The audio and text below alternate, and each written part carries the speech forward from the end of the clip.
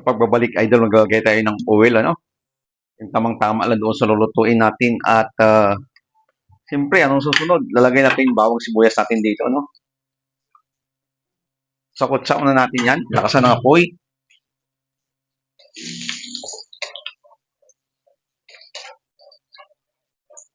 Habang hinintay natin mag-brown yung bawang sibuyas natin, meron tayong 3 itlog. Beat lang natin to. Lagyan natin ng granules. Konti. Iodized salt. Konti.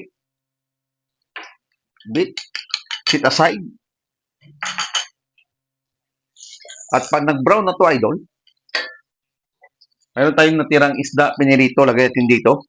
Hinimay-himay natin para matanggal yung tinik, mga idol.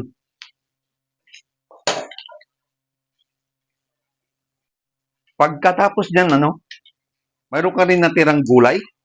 Lagay mo rin dito, sabay mo na. May idea na ba kayo kung ano tawag sa niluluto natin? At kung hindi pa, abangan nyo, idol. Lakasan ng apoy. At kayo na rin mag-control ng apoy nyo, mga idol, no? Ano susunod? Crack black pepper. Kung mayroon, lagyan nyo. Kung ayaw nyo naman, okay lang.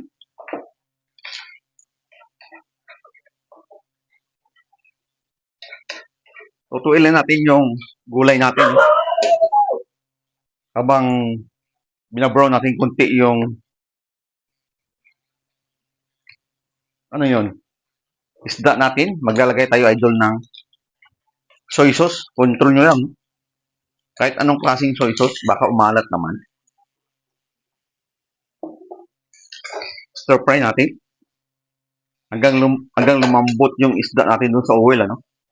Huwag nyo lagyan, idol, ng tubig. Kasi pag once na nilagyan ng tubig to, may iba yung lasa ng isda at gulay natin. Kasi may idea na ba kayo kung ano tawag doon? At kung wala pa, abangan nyo.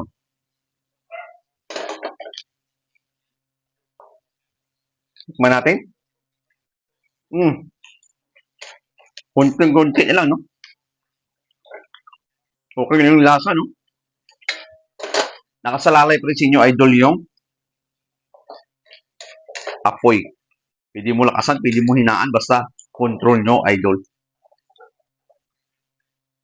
Pag ganyan na siya, idol, lalagay natin yung egg natin. Beat natin ng maigi, no? At hinaan ng apoy. Lalagay natin dito yung egg.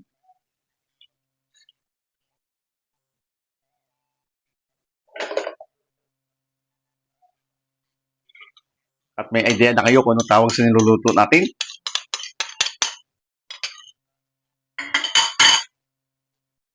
Tapos, i-flip na natin yan. Yun, ganyan lang gusto natin mangyari. Naluto. At anong tawag sa niluto natin? Tawag natin, idol, na tortang isda at gulay, mga idol. Bago tayo magtapos, ika nga, anong susunod? Tikiman time, mga idol.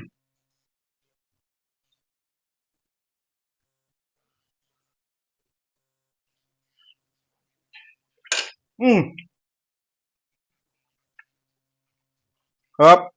Ganyan nga po. At tama-tama lang yung nilagay natin ng ingredients dun sa gulay natin. Bago kayo magtapos, idol, huwag kayo subscribe sa YouTube channel ko, TikTok account ko, like, share, comment. Bye-bye, mga idol. Salamat sa suporta. Kainan na.